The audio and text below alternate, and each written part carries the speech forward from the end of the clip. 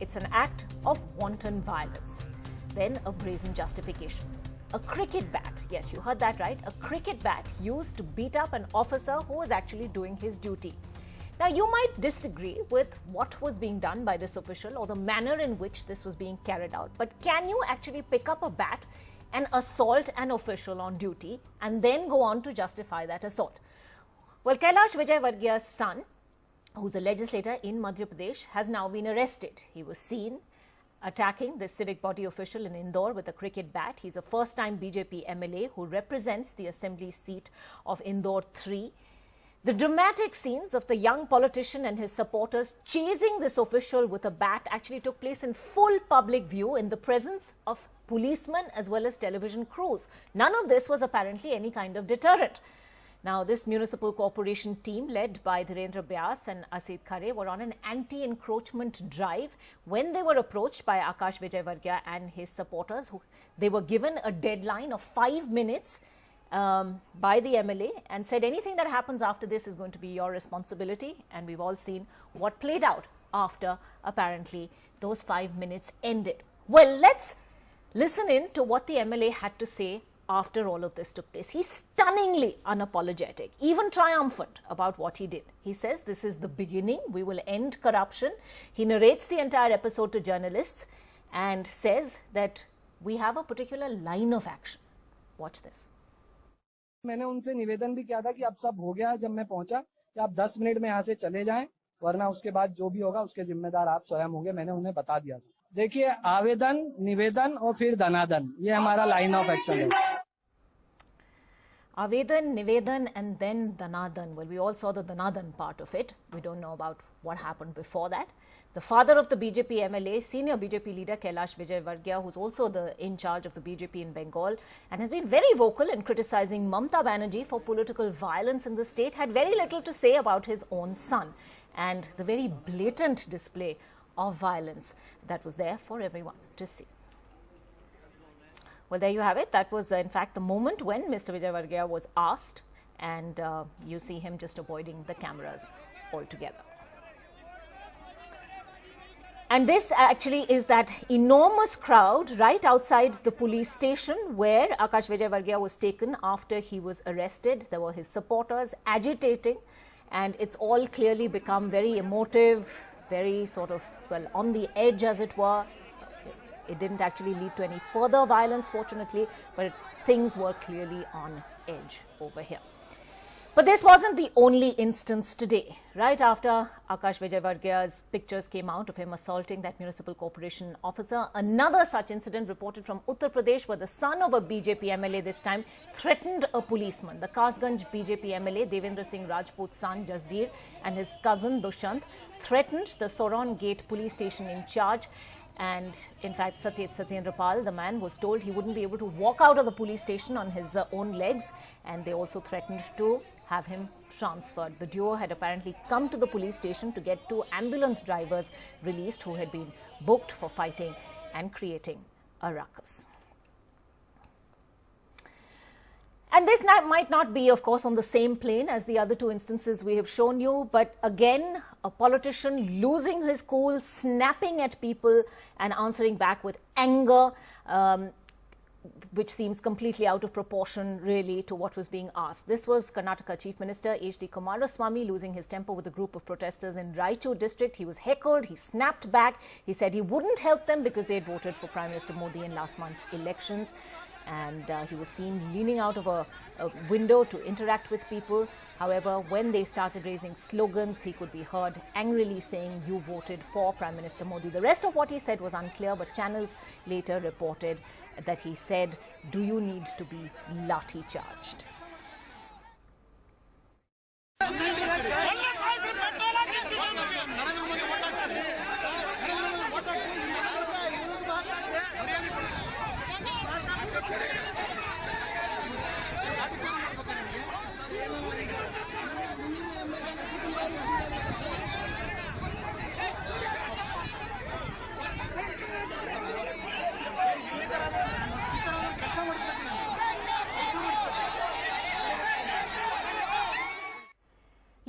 this up. Joining us on Reality Check tonight, Sanjay Hegde, Senior Advocate of the Supreme Court, Deshratan Nigam, political analyst and lawyer, is with us. Tehseen Poonawalla.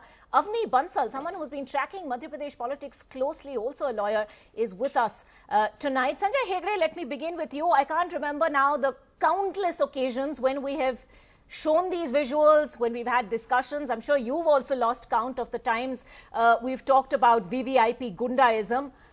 Nothing changes.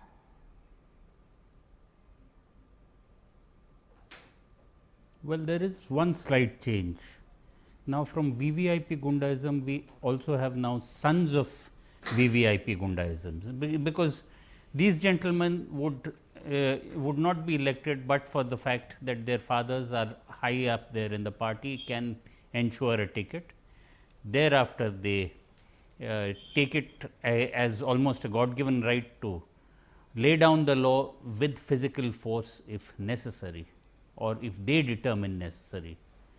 The rule of law does not operate that way. The Constitution of India does not give them any such power, and what has happened today is mere common assault and battery. I do hope that the state of Madhya Pradesh, whichever government is in power or comes into power, does not drop this case. If you cannot defend your government servants against assaults by anybody else, then you can't run a government. So, I do hope that Mr. Kamal Nath, for whatever reasons, does not drop the case, and if there are any heavy books that can be employed or any particular Anti-Goondas Act that can be invoked, please invoke it. People need to have the right message sent, and just because you are somebody's son, you can't, and elected into power, you cannot go around with a cricket bat beating up people. All right. Very important, the point that you make about sons of VVIPs. Now, let me take this across to Deshratan Nigam, and I'm sure you're not even going to bother to defend the indefensible.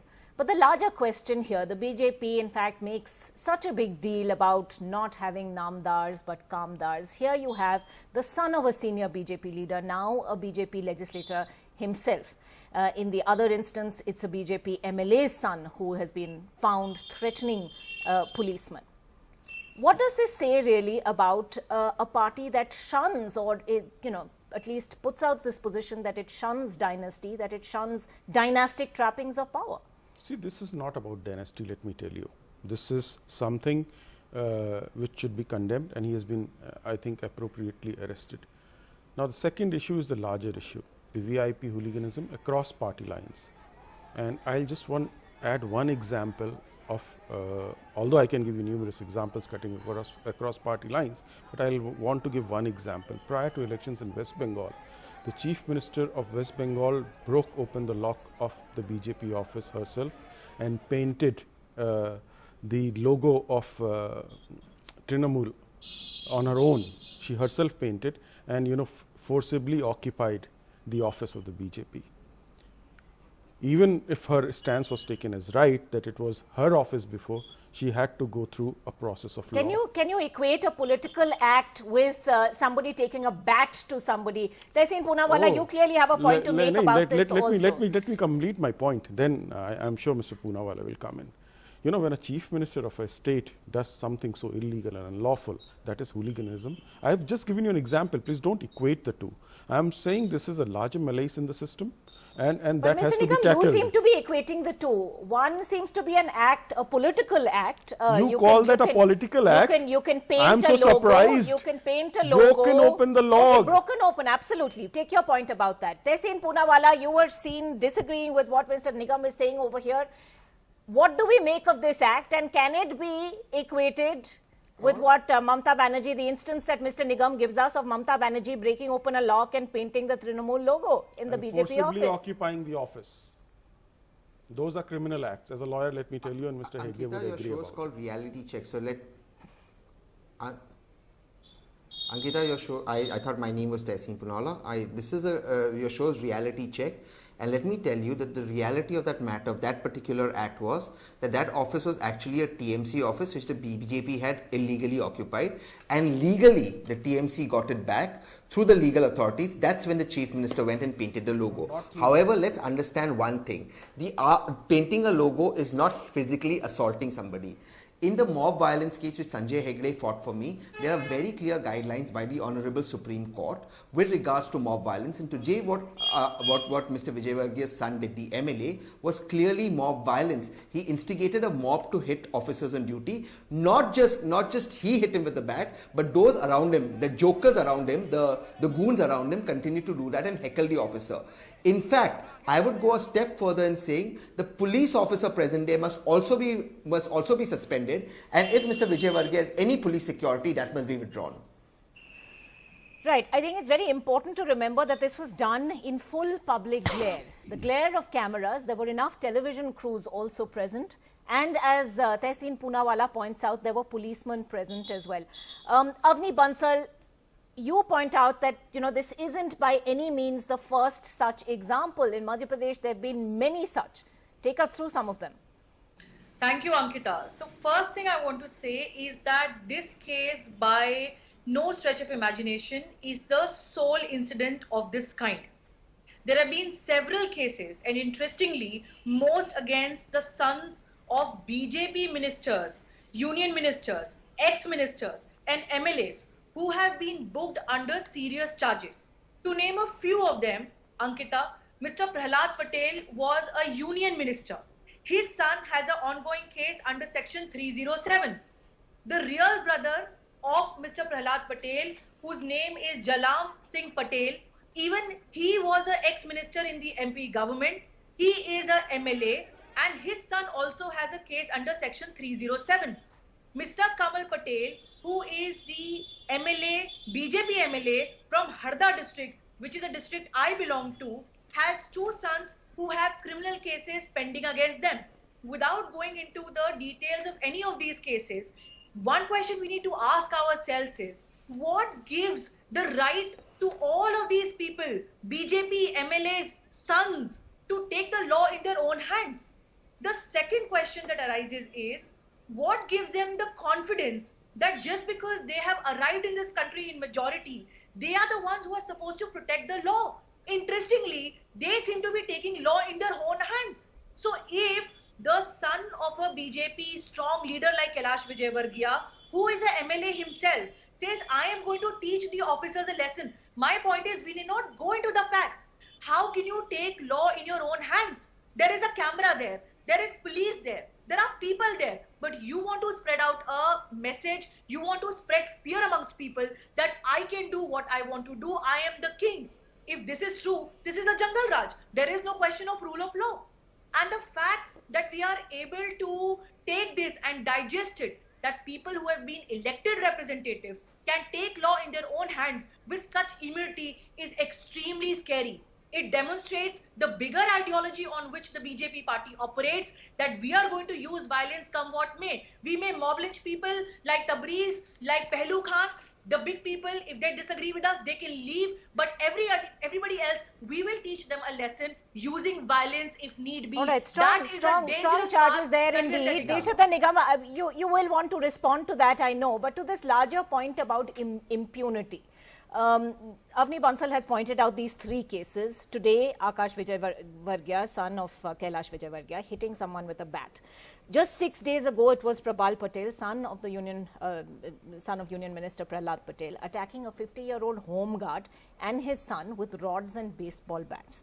The minister's nephew was also involved in that case. Sudeep Patel, son of former MP Minister Kamal Patel, threatening to kill a Congress leader over a Facebook post. These are just the very immediate instances that come to mind. Can you still then argue that A, this is not about VVIP impunity, this is not about family members of the BJP, and indeed this point that Avni Bansal makes, that it seems to be really tantamount to a larger problem? See, I am not here to defend what is indefensible. I told you that these acts are condemnable.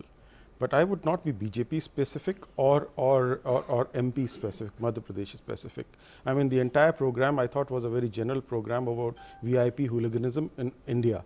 cutting across party line, but what it appears to be, Well, becoming in this case, there seems to be rather a lot of instances, so, both in Madhya Pradesh and of BJP see, leaders' families. I told you right. We can't escape that fact. No, I told you right in the beginning. I could give you n number of cases cutting across party lines. No, fair enough. So we therefore, absolutely take your point. let us not do BJP bashing here. Let us have a larger issue out here. So what is it then? What do you believe are the reasons for this kind of political entitlement? No. There should not be one. Secondly, when you think that you are a son of a VIP, it does not give you any power or any reason for taking law in your own hands.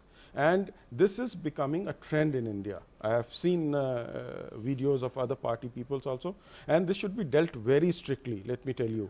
And so how is this going to be dealt with? Tehseen Poonawala, Sanjay Hegde, since you've already sort of brought this up in court, as it were, what really is the way forward? Arrest has been done, and the matter should be taken to its logical conclusion through court of law. That is the way our constitution, our country works. It's not just, I mean, yes, Tehseen, you have a response. Go ahead. It's not just about arrest. Yes, it's not just about arrest. If he gets arrested and after a few days he gets bail from the judiciary, nothing changes, nothing happens, how does that change the situation? The guidelines in mob violence are very clear. The question that needs to be asked is this: why has incidences of mob violence increased since the BJP's come to power? So there's some amount of political backing to it. Why is it that there are majority of those involved in acts of mob violence people from the BJP? Why is it that the United Nations and the Yale University certifies every time there is incidences of mob violence, the BJP seems to gain politically? So these are larger questions that the country needs to answer. The law needs to be implemented, and these people must be taken to the cleaners. Today you're hitting a police officer or a government municipal officer on duty. Tomorrow you will have impunity to hit anybody. This cannot simply exist or happen in a democracy. Garga Chatterjee, Trinamool supporter, also with us at this point. Garga Chatterjee, before you joined us on this program, Deshratan Nigam was equating what we're seeing over here, or giving us another instance, even if he wasn't equating, of Mamta Banerjee barging into a BJP office, or an office that had been illegally occupied by the BJP, breaking the lock and painting a Trinamool logo over there. And he makes the point that this kind of political impunity that we see of netas doing goondaism of one kind or another is something that is seen across political parties. How do you respond? Very well-known tactic of when somebody is put into the spot is to generalize that I am not the only culprit in town. For example, here Deshratan Nigam is in question. I have been in multiple shows with him. Whenever there has been some bashing of political parties which is not the BJP, he has not stood up and said, this is not an issue of Congress or left or Trinamool, it's across political party. He has not done that. Please go through all my NDTV. Let me make my point. Just give the example of NDTV. Let me make my point. I give an approach which is not one-sided and biased. Please remember, unlike you. Yes, you are an unbiased person, you are God on earth. Okay, now let me finish my point. That this issue will be buried. This person will probably become MLA, maybe even MP, maybe even minister, as we have seen in many cases. He already is an MLA, Garga Chatterjee. He already is an MLA. So yes, maybe an MP and a minister. Oh wow, congratulations. Congratulations. So his father, Kailash Vijavargiya, he takes business class flights to West Bengal every now and then, where he preaches things about how things are bad in West Bengal, and I can guarantee he will not say a single thing about this issue when he comes visiting West Bengal. Okay, so we understand that these issues will get buried. What is important is we have to understand that we have a party and the situation in line in the union government where mass violence has now been given, public lynching has been given a kind of a certificate. Let me tell you my example. Just yesterday, because I appear in TV channels and probably make some views which his master does not like, there was actually a Facebook event to get me publicly lynched in the city of Calcutta, hosted by BJP members. It has happened. Well, they took down the event after about an hour or so, but this is, and where do I go? Do I go to the police? Do I go to faceless IT cell bots who are basically organizing people around this? Bengal. Right, worrying when, indeed. And okay, using Garga the Chatterjee, we chant take of- you. Okay. I believe Sanjay Hegde and Avni Bansal both had a point to make. Sanjay Hegde, come in.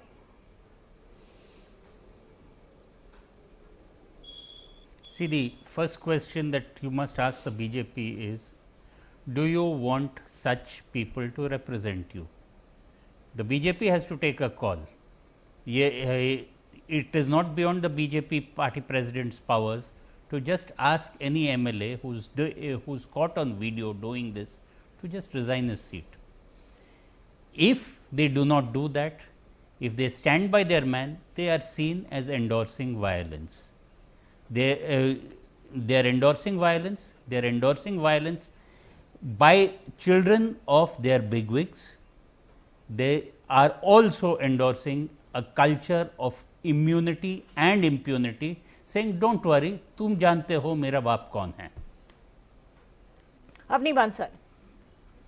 Ankita, since I'm a lawyer, my question is, forget this incident. Okay, Prasan Nigam is saying, forget the BJP. I have a very fundamental question to ask. My question is, if we talk about what is the solution, as you rightly asked, is arrest enough? If you closely look at most of these matters, bail is easily granted to people who are accused even for heinous crimes, and these matters are pending for years together. So even when an arrest is made, most of these people go scot-free. And the question that we need to ask ourselves is why? If such an incident happens today in public eye, NDTV is rightfully covering so, everything is in front of the camera, but after 2 or 3 years, if we follow up, how long did it take for justice to arrive, and was justice done at all?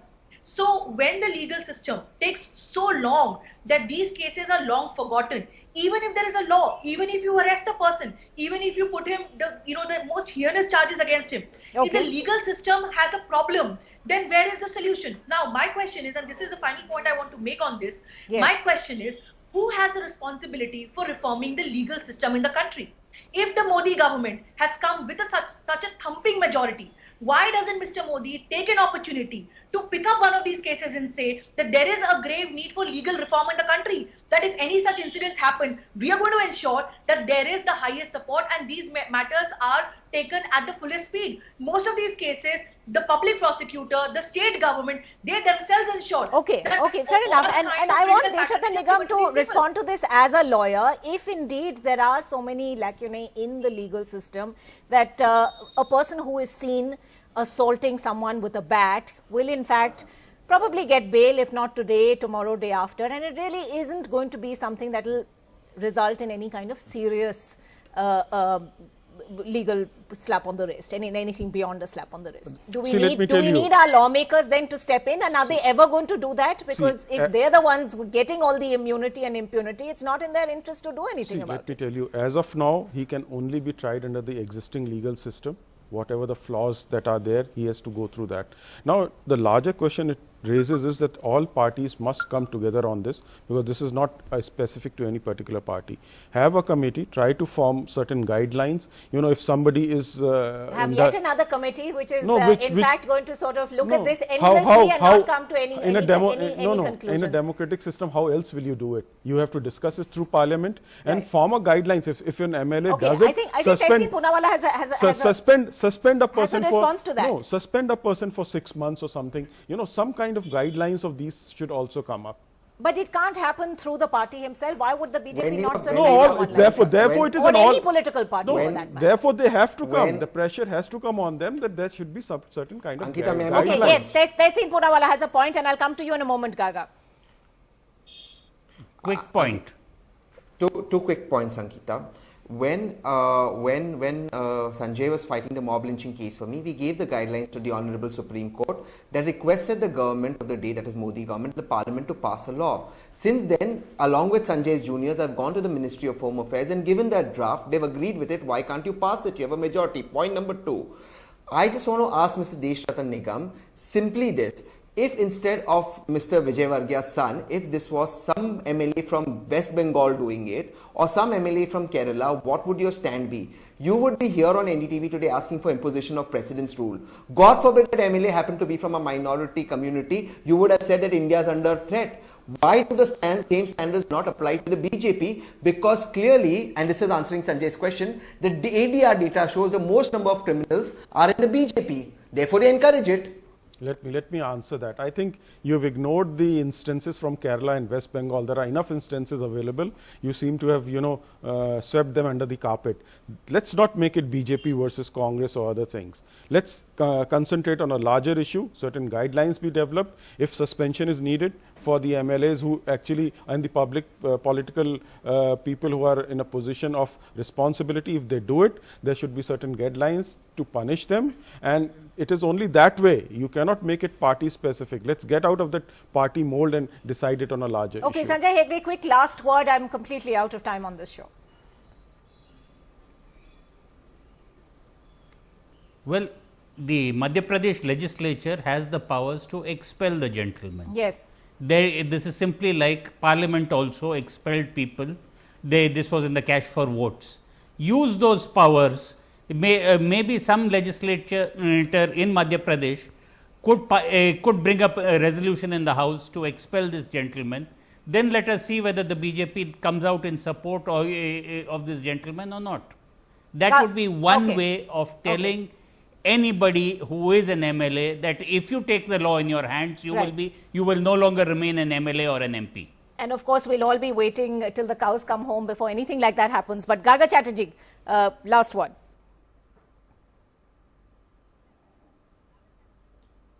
Garga, if you can go ahead. I will briefly just expose very clearly why this is not only a party issue but also a selective issue. Let me be. For example, Arjun Singh, he was a mafia while in Trinamool and he is a mafia while in BJP. Will the BJP person be able to repeat after me this sentence? He was a mafia while in Trinamool, he is a mafia while in BJP. Arjun Singh, please say after me. I am not covering any party, I am blaming both parties. Can you say this? That. You cannot say it. Because why don't you try it? I am saying that if there is anything with respect to mafia, please file cases against him. It's your police out there. File cases against him. And if you're talking about that, how many criminal candidates are in the 17th Lok Sabha? Your party, serious criminal for charges all the against while, them. Please don't be rhetorical. Your party, it's your government out there. Has accused Arjun Singh of being there. mafia while he was in Trinamool. See, until the court says, you can't sit here and say that it is an argument of convenience. He was my mafia and all is shifted, so owner shifts. What kind of a convenient argument is that? You cannot say it. Because you do not even have an independent voice. No, but Garga Chatterjee, what is the larger point you're making then? Because you have a mafia in your hand. Every political party takes the help of these... The larger point, the larger point is... Yes.